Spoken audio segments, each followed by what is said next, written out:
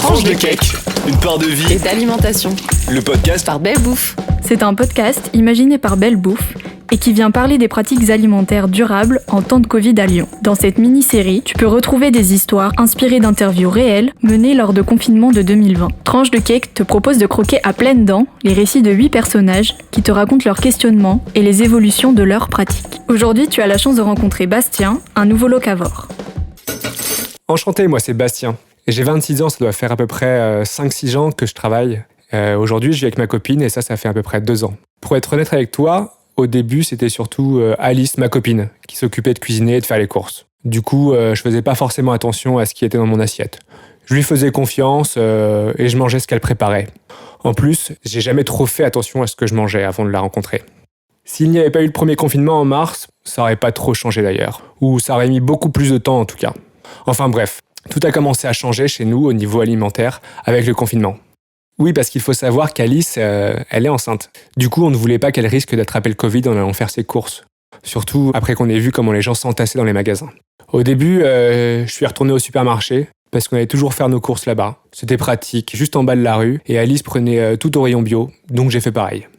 Et puis un jour, je dirais après avoir fait les courses 2-3 fois en grande surface classique, je me suis dit pourquoi pas aller directement dans un magasin bio. Au moins c'est facile, je peux leur faire confiance, tout est bio. J'ai pas vérifié l'étiquette à chaque fois.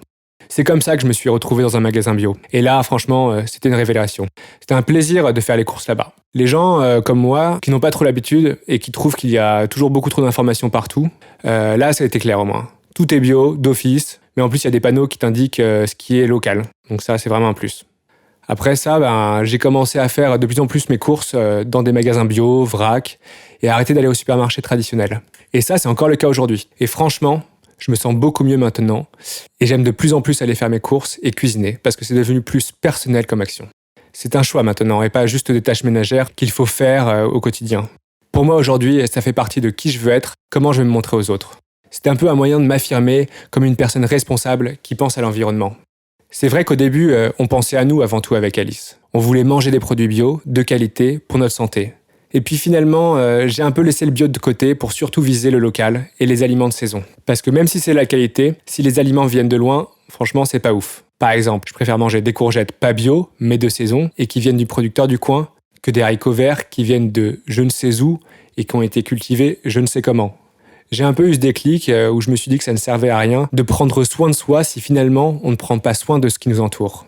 Après, un peu comme tout le monde, je pense que j'en suis toujours qu'au début, donc je suis encore en train de comparer un peu, de chercher ce qui est le plus pratique pour nous. Puis c'est vrai, le confinement, ça nous permettait d'avoir plus de temps pour cuisiner et on a plus de budget à mettre dans notre alimentation vu que les divertissements, les bars, les restos sont fermés. Donc à voir comment ça évolue dans l'année 2021, mais je suis dans une bonne lancée et je suis pas prêt de m'arrêter. Tu viens de croquer l'histoire de Bastien, racontée par la jolie voix de Martin. Après l'analyse des interviews, Bastien peut être défini comme un nouveau locavore. Pour en savoir plus ou découvrir les autres récits, rendez-vous sur notre site internet ou nos réseaux sociaux.